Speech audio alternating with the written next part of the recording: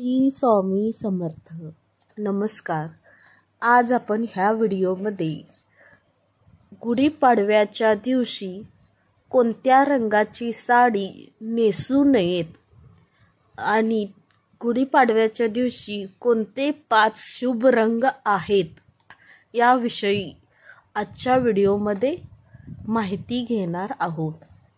तर चला व्हिडिओला सुरुवात करूया. 30 मार्च या रोजी गुढीपाडवा आहे.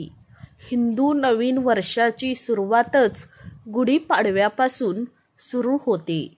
त्यामुळे आपल्या मराठी नवीन वर्षात येणारा पहिला सण म्हणजेच गुढीपाडवा. चैत्र शुद्ध प्रतिपदा म्हणजे गुढीपाडवा आणि आपल्या हिंदू धर्मातील नवीन वर्षातील पहिला दिवस आणि वर्षातील पहिला सण म्हणून आपण सर्वजण गुढीपाडवा आनंदाने साजरा करतो. गुढीपाडवा हा केवळ एक सण नसून नवीन ऊर्जा, सकारात्मक आणि आशेची सुरुवात मानली जाते. कारण गुढीपाडव्याच्या दिवशी सूर्याची किरणे पृथ्वीवर नवीन ऊर्जा आणि उत्साह पसरवतात. दारी उभारलेली गुढी हे विजय आणि समृद्धी आणि मांगल्याचे प्रतीक असते असं आपण मानतो. तसेच हा सण आपल्या जीवनामध्ये सुख, समृद्धी, शांती घेऊन येतो आणि सर्वात महत्त्वाचं म्हणजे गुढीपाडवा हा 3.5 मुहूर्तापैकी एक पूर्ण मुहूर्त असल्याने हा संपूर्ण दिवस अतिशय शुभ मानला जातो. या दिवशी जर तुम्ही एखादे चांगले कार्य करायचे असेल तर त्यासाठी कोणताही मुहूर्त पाहण्याची गरज नसते. 3.5 मुहूर्तापैकी एक पूर्ण मुहूर्त म्हणून गुढीपाडव्याची ओळख आहे.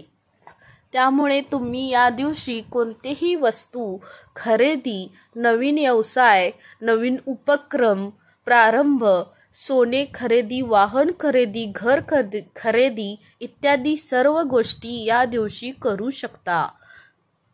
म्हणजे या दिवशी तुम्ही मोठ्या प्रमाणात गुंतवणूक करू शकता. उलट या दिवशी जरी तुम्ही एखादी वस्तू खरेदी केली किंवा सोने खरेदी केले तर दिवसेंदिवस यामध्ये वाढ होत जाते. तर याचबरोबर या दिवसापासून जर तुम्ही एखादा नवीन व्यवसाय सुरू केला तर त्यामध्ये तुम्हाला हमखास यश प्राप्त होते. इतका हा दिवस शुभ असतो.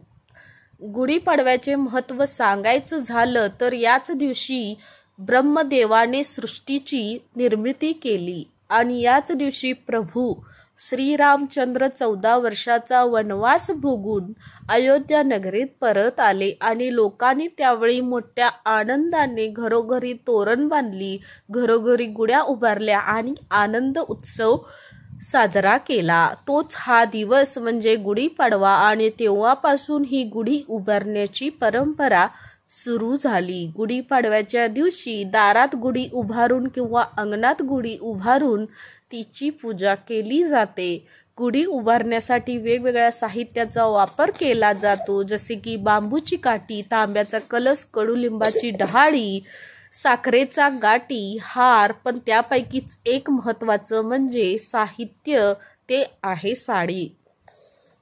तर आजच्या व्हिडिओमध्ये आपण गुढीला कोणत्या रंगाची साडी नेसावी त्यासोबत साड्यांचे काही 5 शुभ रंग सांगणार आहेत, जे तुम्ही गुढीला देखील नेसवू शकता किंवा स्वतः देखील नेसवू शकता.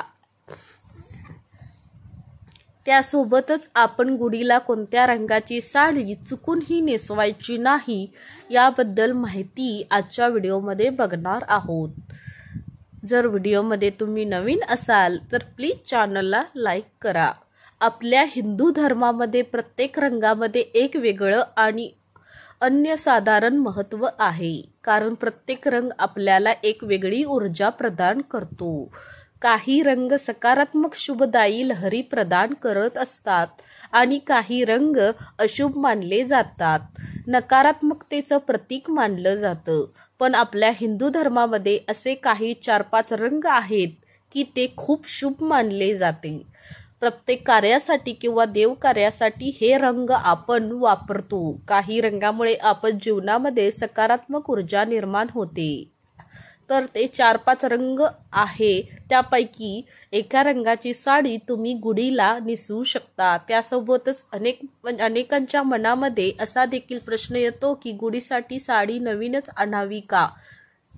जर तुम्हाला शक्य झालं तर तुम्ही गुढीसाठी नवीन साडी अर्थातच आणू शकता, किंवा तुमच्या घरामध्ये एखादी चांगली साडी असेल तर ती सुद्धा गुढीला नेसू शकता. चांगल्या रंगाची असेल तर. आणि साडी शक्यतो काठापदराची, खणाची, जरीची किंवा रेशमी साडी असावी हे लक्षात घ्या. कुठेही धुतलेली किंवा खराब झालेली साडी गुढीला नेसवू नका.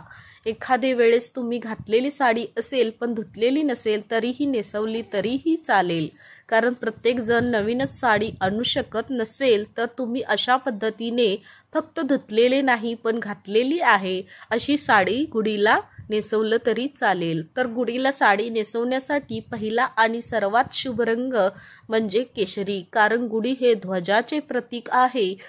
आपण सर्वजण मानतो की गुढी म्हणजे ब्रह्मध्वज.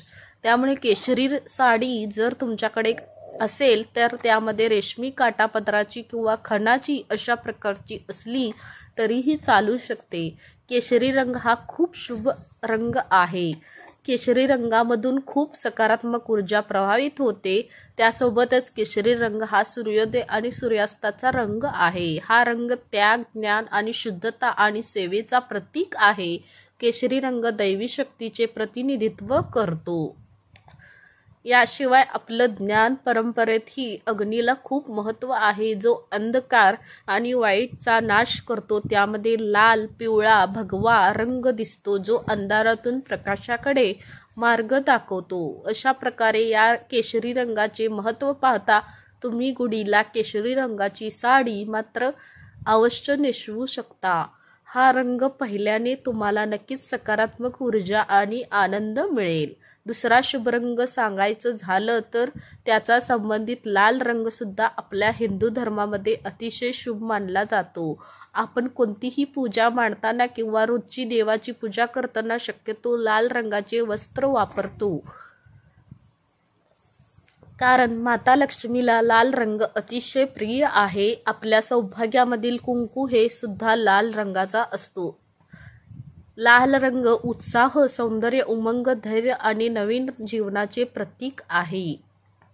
त्यामुळे देवकार्यासाठी वापरला जाणारा सर्वांना प्रिय असणारा लाल रंग तुम्ही वापरू शकता. तिसरा रंग म्हणजे शुभ रंग पिवळा. पिवळा रंग सुद्धा अतिशय शुभ आहे. आपल्या सौभाग्यामधील दुसरी